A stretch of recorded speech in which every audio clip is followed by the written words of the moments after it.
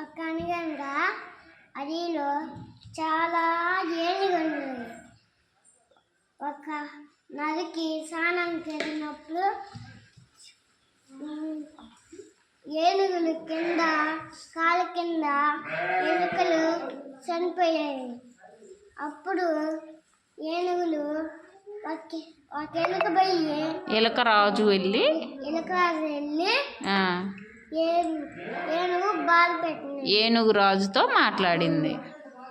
మీకు మమ్మల్ని జాగ్రత్తగా నడవండి, తప్పకుండా మీకు సాయం కావాలంటే చేస్తాము. తర్వాత స్నానానికి వెళ్ళినప్పుడు ఎవరు ఏనుగులు స్నానానికి వెళ్ళినప్పుడు రాజు వాళ్ళు వలేశారు. అప్పుడు ఎవరి మీద వేశారు వల? ఏనుగులు అప్పుడు కాపాడండి అన్నది.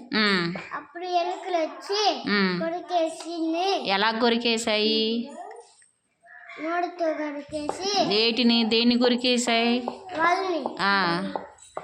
అప్పుడు నేను తప్పించుకొని ధన్యవాదాలు